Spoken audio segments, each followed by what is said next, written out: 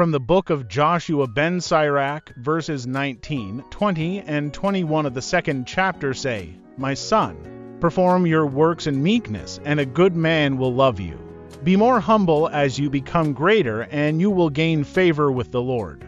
For great is the power of the Lord, and he will be glorified by the humble. A renewed day, my blessed brothers, and a new story from the program Our Daily Bread, which is prepared and directed by Father Noor Alkasmosa, and a new story entitled The Greatness of Humility, where it is said that in one of the villages there lived a young man named Pierre. Pierre was known for his hard work, kindness, and unwavering faith. His days were filled with tending the fields, helping neighbors, and praying in the small village church. One sunny morning, while Pierre was working in the fields, an elderly traveler approached him.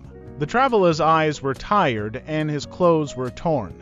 Pierre received him with a warm smile and offered him water and a place to rest. The traveler, grateful for kindness, shared stories of distant lands and ancient wisdom. The traveler said, Remember, my son, do your work with humility. Humility is the key to greatness.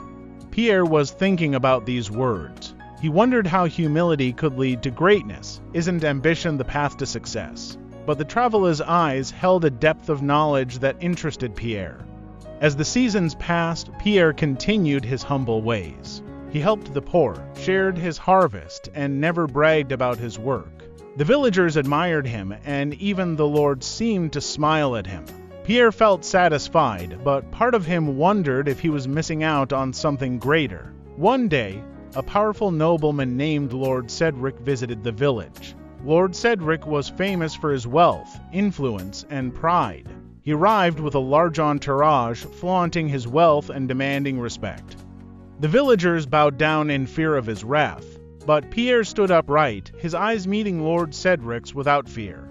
Hello, sir, Pierre said. May God bless your stay in the village, Lord Cedric sneered. He replied, Blessings come to those who deserve them. I'm great because I earned it. Pierre remained calm. Perhaps, sir.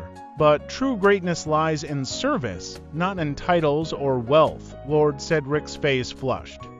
How dare you give me a lecture? Pierre smiled. I apologize if my words offend you. I only speak what my heart knows. Lord Cedric challenged Pierre to a contest to test his strength and intelligence. The villagers gathered curiously to see this conflict between humility and pride. Lord Cedric bragged about his accomplishments, while Pierre simply prayed for guidance. The competition has begun. Lord Cedric lifted heavy stones, ran races, and recited poetry. As for Pierre, he helped a wounded bird, took care of a sick child, and shared his meager meal with a beggar. As the sun sank below the horizon, Lord Cedric collapsed, exhausted and defeated. Pierre stood before him, his eyes full of compassion. Sir, he said, true greatness lies not in what we achieve for ourselves, but in the way we lift others up. Lord Cedric's greatness was shattered. You're right, he whispered to Pierre. I gained the world, but I lost myself. From that day on, Lord Cedric changed. He became humble, served the villagers, and asked the Lord for forgiveness. Pierre also continued his acts of kindness and mercy, knowing that the Lord's grace had come to the humble. And so the lesson echoed across the hills, valleys, and villages. Increase your humility as you become greater, and you will find favor with the Lord. For great is the power of the Lord, and he will be glorified by the humble. Pierre and Lord Cedric became friends with a strong friendship, and their lives were intertwined with the wisdom of an ancient traveler.